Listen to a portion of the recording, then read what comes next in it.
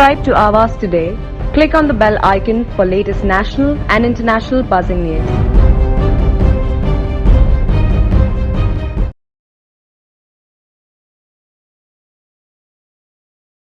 पनवेल महानगर पालिका की अस्थायी समिति की बैठक में विभिन्न मुद्दों को दी गई मंजूरी। संतोष शेट्टी की अध्यक्षता में वासुदेव बलवंत फड़के नाट्यगृह में 6 दिसंबर को पनवेल महानगर पालिका की अस्थायी समिति की बैठक हुई। इस बैठक में विभिन्न विषयों को मंजूरी दी गई थी।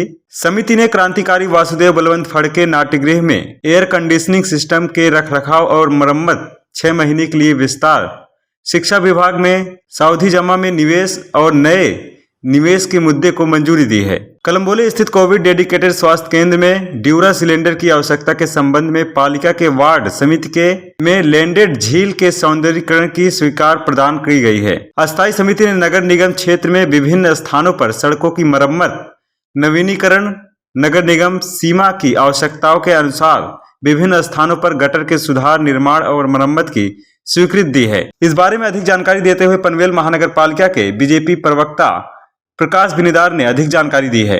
पनवेल महानगरपालिकेची सभा, स्थायी समितीची सभा आज 6 डिसेंबर 2021 रोजी संपन्न झाली।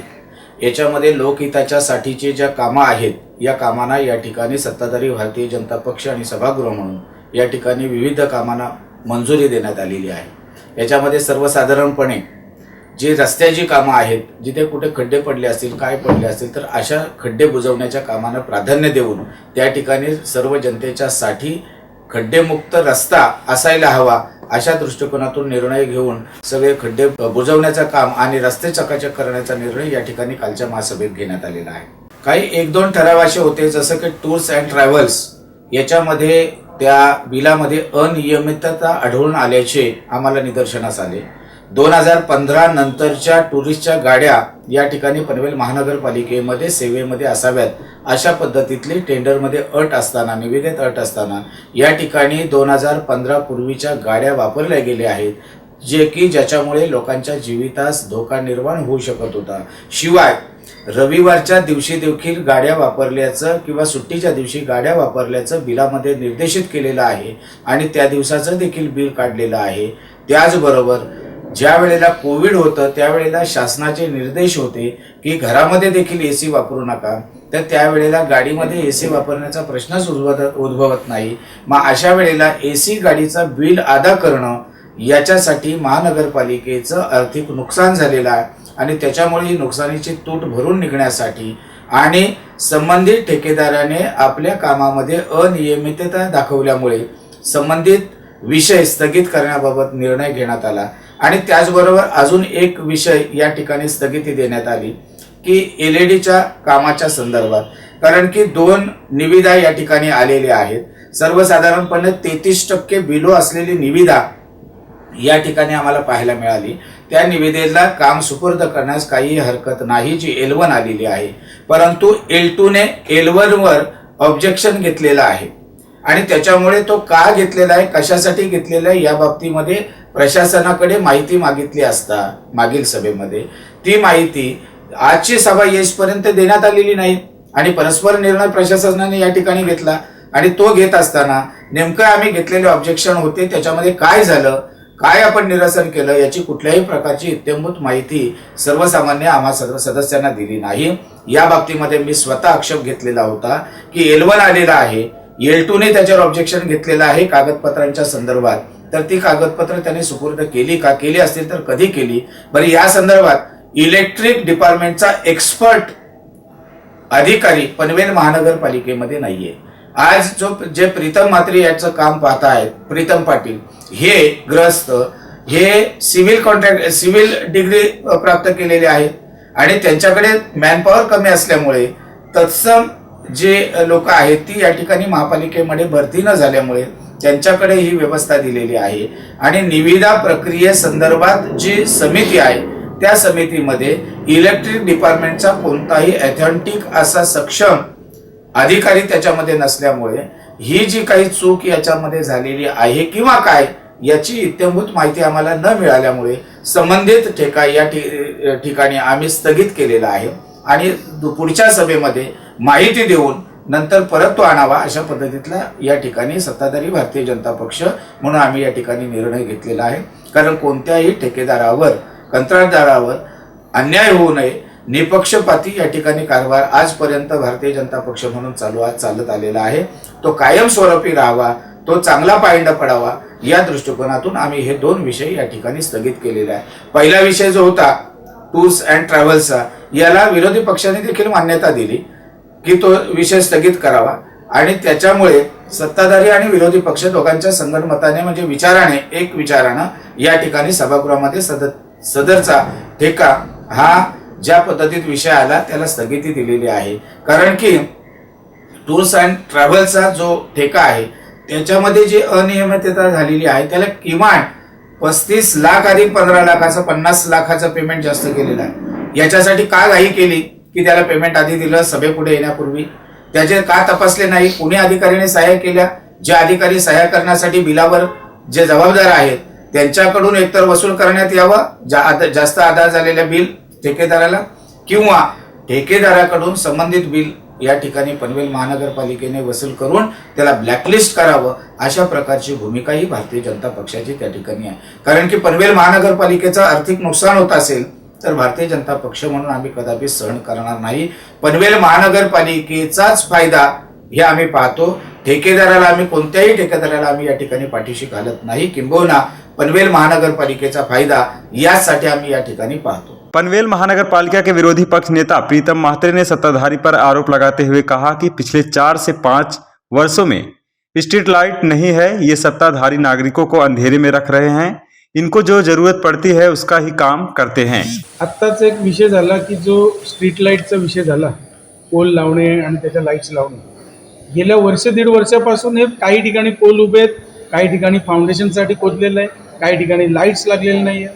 आणि महत्त्वाचं म्हणजे हे टेंडर 36.9% बिलोने टेंडर हे झालेलं आहे. तर मला सांगा, जवळजवळ 1,24,00,000 जवळजवळ 1.25 कोटी रुपये कमीने जर हे टेंडर असेल तर त्याला कारण काय थांबवण्यासाठी? तर मला वाटतं कदाचित सत्ताधाऱ्यांना हे कॉन्ट्रॅक्टर भेटायला आले नसतील, हेच त्याच्या मागचं कारण दिसतंय. कारण एवढं बिलो असणारं टेंडर त्या कॉन्ट्रॅक्टरला तुम्ही लगेच परमिशन देऊन ते काम करून घ्यायला पाहिजे. आणि लोकांना जे सत्ताधाऱ्यांनी अंधारात ठेवलेत ते कुठेतरी उजेडात आणण्यासाठी हे प्रयत्न केले पाहिजेत. परंतु मला वाटतं हे सत्ताधारी 100% नागरिकांना काळ्या अंधारातच ठेवायच्या मानसिकतेत आहेत. गेली 4.5-5 वर्ष झाली अंधारात ठेवलेले आहेत. आता या 3-4 उर्वरित महिन्यामध्ये काय करतील देव जाणे. अशीच सेम कंडिशन टॅक्सच्या बाबतीत आहे. मालमत्ता करामध्ये काय आहे की लोकांची मानसिकता नाही. आज लोक रोज मोर्चे काढून, आम्ही सगळे मोर्चे काढून दमलो. आणि तुम्ही साध्या आणि जे बॉडीला निर्णय आहेत हे सांगतात महाराष्ट्र शासनावर, राज्य सरकारवर ढकलत आहेत. तर क्लिअर त्याच्यात म्हटलेलं आहे की तुमच्या बॉडीवर निर्णय आहे म्हणून. आणि तशा पद्धतीने आत्तासुद्धा माननीय उपमुख्यमंत्री अजितदादा पवार साहेब यांच्याकडे मीटिंग झाली, आम्ही सगळेच होतो. आणि त्याच्यात आपल्या म्हणजे तुम्ही स्थानिक स्वराज्य संस्था तुम्ही त्या लेवलला निर्णय घेऊ शकता असं क्लिअर म्हटलेलं. आणि ते पॉझिटिव्ह आहेत. 30% आमच्यामुळे मिळाली. आता त्या उर्वरित 70% पण 50% असावी अशी आमची मागणी आहे. आणि ती केली तर आम्ही तयार आहोत. कशाला नागरिकांना चळताय मला कळत नाही. कसं आहे की मनुष्यबळ हे तुम्ही बघताय की त्यांना जे विषय पाहिजे ते रेटून लावतात. आणि त्यांना जे विषय नको आहेत किंवा त्यांना कॉन्ट्रॅक्टर भेटून गेले नसतील ते विषय हे थांबवतात. हे त्याच्या मागचं कारण. त्या शासन निर्णयामध्ये मी याची प्रत आम्ही विरोधी पक्षनेत्यांच्या माध्यमातून आपल्याला देऊ. इथे स्पष्ट भाषेत उल्लेख केला आहे, सदर कंत्राट निश्चित करण्यात यावा, परंतु असा कालावधी कोणत्याही परिस्थितीत 1 वर्षापेक्षा जास्त नसावा. आणि आमच्याकडे आम्ही 3 वर्ष दिलं, परत 1 वर्षासाठी मंजुरी कुठलाही विचार न करता न मागवता. एकीकडे हेच टेंडर ज्यावेळी आलं होतं त्यावेळी तिथे वेगवेगळ्या 2 कॉपीज आणखीन आल्या होत्या. तो 0.99% मायनस होता. केवळ राज्य शासनाचा नियम म्हणजे जो एक GR म्हणतोय त्या GR नुसार याला किमान वेतनाप्रमाणे देता येणार नाही. आम्ही त्याच्यातही आक्षेप घेतलाय. बाबा सदर माणूस जर त्याच्या प्रॉफिटमधले पैसे वाटणार असेल तर महापालिकेला त्याची हरकत नसावी. पण तिथे महापालिकेचे उपायुक्त सांगतात की शासन निर्णय, आणि हा शासन निर्णय म्हटल्यावर म्हणतात की हा शासन निर्णय आम्हाला लागू होतो, पण त्याच्यासाठी आम्ही परत दुसऱ्या युडीचा आमचा एक सेपरेट नियम आहे त्याच्याप्रमाणे तर 3 वर्षाचा आम्ही करून घेतलं. सत्ताधाऱ्यांना पण याच्यातलं काहीच माहिती नाही. सत्ताधाऱ्यांनी मागच्या बॉडीत त्याला परमिशन दिलेली आहे. आणि आमची मागणी काय आहे की हे इथे सभाशास्त्र काय सांगतात की ज्यांचा विरोध असेल त्याचा विरोध नोंदवायला पाहिजे. आज सन्मान्य सभापतींनी जे काही सभागृह नेते खाली बसतात, कारण रिमोट कंट्रोल शेवटी सभागृह नेत्यांकडे आहे, ते सांगतील त्याचप्रमाणे सभापती बोलतात. आज आमची मागणी होती, आज सभाशास्त्राचा इथे जो काही अपमान झाला आहे सभागृहाचा, हा एकतर उपायुक्तांनी तिथे थांबवायला पाहिजे होता, सचिवांनी तशी त्यांना माहिती द्यायला पाहिजे होती. आमची स्पष्ट मागणी होती की सदर बाबतीत LED बाबतीत आपण मतदान घ्यावं, कारण उद्या जाऊन ही जर 36% बिलोची अमाऊंट जर एखादा अबोनी गेला तर ह्या 1,24,00,000 जे नुकसान होणार आहे ते सत्ताधाऱ्यांची जबाबदारी असणार आहे. त्याच्यामध्ये आम्ही विरोधक म्हणून आमची काही जबाबदारी नसेल. म्हणजे एकीकडे नागरिकांना वाटेल तसे टॅक्स लावायचे आणि इथे जे पैसे वाचतायत ते केवळ यांच्याकडे ते मान भेटायला आला नसेल याच्यामुळे ते थांबवायचे. अशाच प्रकारची इथे घाण व्यवस्था चालू आहे असंच माझं याच्या बाबतीत म्हणणं. LED त्यांनी स्थगित केल्या, आम्ही स्थगितीला आजही आमचा विरोध आहे. आम्ही तिथे आमचा विरोध नोंदवलाय की आम्ही या विषयाला स्थगिती करण्यासाठी नाही, आम्ही या विषयाच्या मंजुरीच्या मार्गाने आहोत. आमचं म्हणणं आहे की लोकांना दिवे जर लावून आज 1.5 वर्ष झाली, त्यातलेही 3300 दिवे लावायचे होते, आजच्या डेटला 2400 दिवे लावलेत, 900 दिवे आजही लावायचे बाकी आहेत. म्हणजे जे पोल लावायचे, बजाज सारखी कंपनी जर अशा प्रकारे काम करते आणि त्याच्यासाठी आमच्याकडे काहीच अंकुश नाही, तर हा जो LED वाला जो बिचारा जे काय 2400 लोकांच्या याच्यावर आज जे काय दिवे म्हणजे पोल उभे राहिलेत तिथे दिवे लागतील, यांना हेही नको आहे. आज 1 महिन्यानंतर पुढची मीटिंग येणार आहे. दुसरी मागणी अशी आहे की जर तुम्हाला वाटतं ते सर्वसमावेशक व्हावं तर मग स्टँडिंगनी स्वतःवर न घेता तो विषय जीबी पुढे मांडावा. स्थगित करायच्या पेक्षा सभागृह नेत्यांनी तो विषय पुढच्या वेळेला आपण जीबीकडे नेऊ, जेणेकरून 83 लोक एका वेळेला त्याच्यावरती चर्चा करू शकतील आणि सर्वसमावेशक सर्व व्यापक तो विषय होईल. परंतु अशा प्रकारची एक न दाखवता केवळ सत्तेच्या जोरावर हा विषय अशा प्रकारे रेटून धरलाय. नक्कीच त्याच्या बाबतीत आम्ही दाद कोर्टाकडे मागू. धन्यवाद. वीडियो जर्नलिस्ट कुणाल जयतपाल साथ पंकज बीरवंशी की रिपोर्ट, आवाज today, Panvel. Subscribe to Awaaz today. Click on the bell icon for latest national and international buzzing news.